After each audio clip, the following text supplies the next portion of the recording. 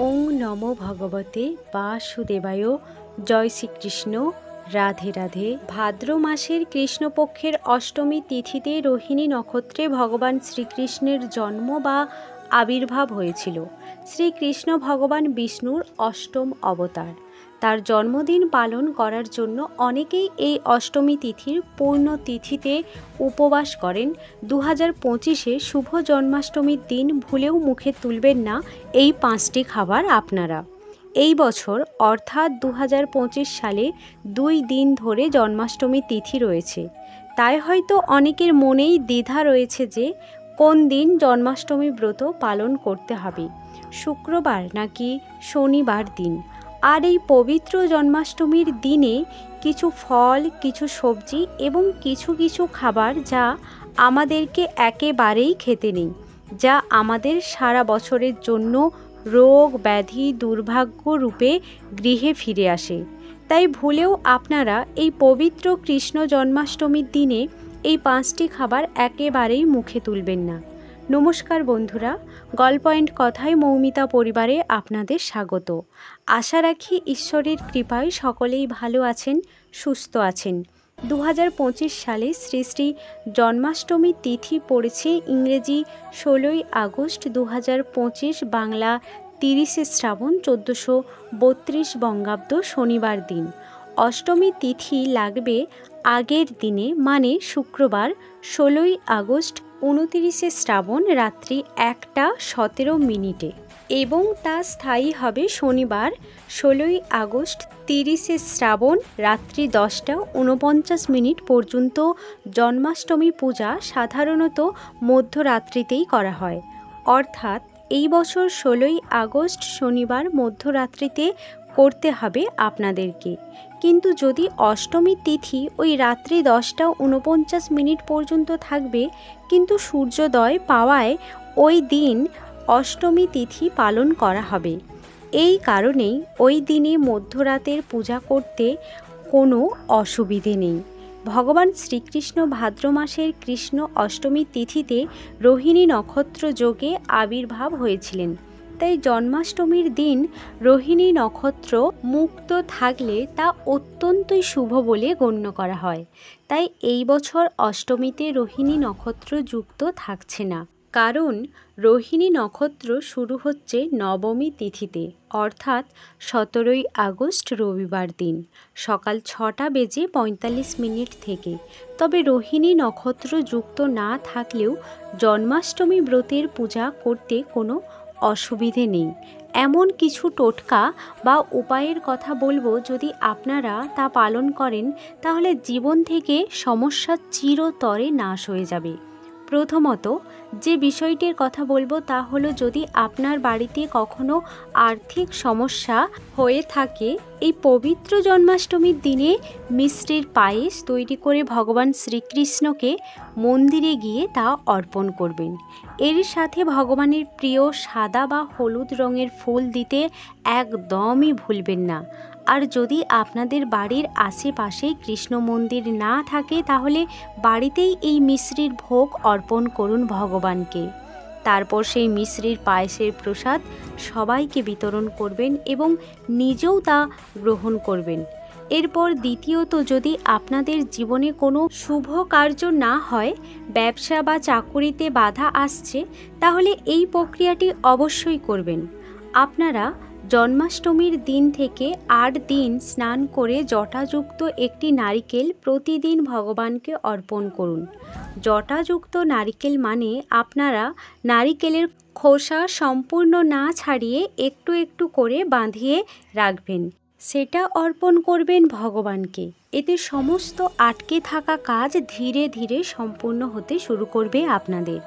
এরপর তৃতীয়ত যে বিষয়টি আর তা হলো, যদি আপনারা চান যে বাড়িতে সর্বদা সুখ শান্তি সমৃদ্ধি বজায় থাক, তাহলে জন্মাষ্টমীর দিনে ওং নমো ভগবতে বাসুদেবায় এই মন্ত্রটি জপ করতে করতে একটি মালা তৈরি করবেন, তা ঠাকুরকে অর্পণ করবেন।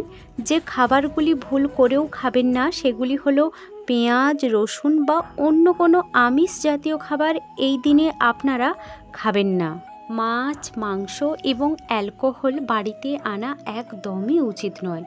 এই দিনে আপনারা ভুলেও খাবেন না এই 3টি সবজি, তা হলো শিম, বেগুন এবং উচ্ছে। আপনারা ভুলেও খাবেন না এই 3টে সবজি শুভ জন্মাষ্টমীর দিনে। এছাড়াও আপনারা খাবেন না ঢ্যাঁড়স, পুঁই শাক, লাল শাক, কলমি শাক, অর্থাৎ শাক জাতীয় কোনো খাবারই আপনারা এই দিনে খাবেন না। আপনারা খাবেন না মসুর ডাল, মাসকলাইয়ের ডাল, কোনো প্রকার নেশা ভাঙ করবেন না আপনারা এই শুভতম দিনে। ব্রহ্মক্ষয় করা উচিত নয়। বিশেষভাবে বাল্যগোপালের আরতি করার পরে তাকে ভোগ নিবেদন করুন, দোলনায় দোলান এবং তারপর দোলনায় থাকা পর্দা বন্ধ করতে একদমই ভুলবেন না। এবার আসুন জেনে নিন এই পবিত্র জন্মাষ্টমীর দিন ব্রতকথা বা ব্রত মাহাত্ম্য। জন্মাষ্টমীর পূজা হয়ে যাবার পরে ব্রতকথা পাঠ বা শ্রবণ করতে হয় প্রত্যেকেই। ঠাকুরের উদ্দেশ্যে অবশ্যই একটি প্রদীপ আপনারা প্রজ্বলিত করতে একদমই ভুলবেন না। তা আপনারা অবশ্যই শ্রবণ করুন ভক্তি শ্রদ্ধা সহিত এই ব্রত কথা এবং ব্রত মাহাত্ম্য। শ্রবণে মঙ্গল সাধিত হয় বিশেষভাবে। যদি আপনি কোনো কারণবশত ব্রত নাও করতে পারেন, অবশ্যই একটিবারের জন্য হলেও শ্রবণ করবেন এই ব্রত কথা। এতে আপনি অনেকাংশে পুণ্যফল প্রাপ্ত করতে পারবেন। শ্রীকৃষ্ণের জন্মাষ্টমীর ব্রত কথা। মথুরায় উগ্রসেন নামে এক অতি ধার্মিক রাজা ছিলেন। তার ছেলে কংস একসময় খুব অত্যাচারী হয়ে উঠল। সে তার বাবার রাজসিংহাসন জোর করে কেড়ে নিল। তারপর সে মহাদেবকে সাধনায় তুষ্ট করে বর পেলেন। শুধুমাত্র নিজের বোনের অষ্টম গর্ভের সন্তানের হাতেই সে মরবে, অন্য আর কারো হাতে তার মৃত্যু নেই। এই খবর পাবার পর তার সাহস আর অত্যাচারের অনেক গুণ বেড়ে গেল। শেষে অন্য সব অসুরদের সঙ্গে যোগ দিয়ে সে প্রচার করে দিল, রাজ্যে কেউ হরিনাম করতে পারবে না। যে ব্যক্তি হরিনাম করবে তার কোনো রক্ষা নেই। তারপরে সে তার বোন দেবকী এবং তার স্বামী বসুদেবকে এনে কারাগারে বন্দি করে রাখল। কারণ সে জানত যে তার বোন দেবকীর অষ্টম গর্ভের সন্তানের হাতেই তার মৃত্যু হবে। এইভাবে কারাগারে থাকতে থাকতে দেবকীর 7টি ছেলে হলো। আর কংস প্রত্যেকটিকে কারাগার থেকে নিয়ে গিয়ে পাথরের উপর আছাড় মেরে তাদেরকে মেরে ফেলল। শেষে যখন কংস খবর পেল এইবার দেবকীর অষ্টম গর্ভের সন্তান হবে, তখন সে কারাগারের চারিদিকে খুব কড়া পাহারা ব্যবস্থা করল। এরই মধ্যে ভাদ্র মাসের কৃষ্ণপক্ষের অষ্টমী তিথিতে গভীর রাত্রিতে নারায়ণ ভূমিষ্ঠ হলেন দেবকীর কোলে। নারায়ণের শ্যামবর্ণ চতুর্ভুজ মূর্তি দেখে দেবকী আর বসুদেব একেবারেই মুগ্ধ হয়ে গেলেন। বসুদেব খুবই কাতরভাবে ভগবানকে ডাকতে লাগলেন এই ছেলেটিকে রক্ষা করার জন্য। এই সময়ে কারাগারে এক দৈববাণী হলো। বসুদেব শুনলেন, আমার মায়ায় এখন সমস্ত পৃথিবীর লোক ঘুমিয়ে অচেতন হয়ে আছে। তুমি এই মুহূর্তে গোকুলের নন্দের বাড়িতে গিয়ে লুকিয়ে রেখে এসো এই শিশুটিকে। আর নন্দের স্ত্রীর যশোমতীর এই অংশে একটি মেয়ে হয়েছে, তাকে নিয়ে এসে দেবকীর কোলে শুয়ে দাও। ঘুমে আসন্ন পৃথিবীর কেউই জানতে পারবে না। শোনার পর বসুদেব আর দেরি না করে কৃষ্ণকে কোলে নিয়ে নন্দের বাড়ি যাবার জন্য বেরিয়ে পড়লেন। প্রহরীরা সকলেই তখন ঘুমে অচেতন, কেউই কিছু জানতে পারল না। যোগমায়ার প্রভাবে তারা সবাই অচেতন হয়ে পড়ে আছে। বসুদেব গিয়ে পৌঁছলেন যমুনার তীরে। এই সময়ে যমুনা দুকূল ছাপিয়ে উঠেছিল, কিন্তু নারায়ণ তার মায়া ছাড়িয়ে দিয়েছিলেন চারিদিকে। এই সময়ে বসুদেবের চোখে পড়ল যে যমুনার জল হঠাৎ কমে গিয়ে হাঁটু সমান হয়ে গিয়েছে এবং একটা শিয়াল অনায়াসে যমুনা পার হয়ে যাচ্ছে। বসুদেব তখন চললেন শিয়ালটার পিছনে পিছনে।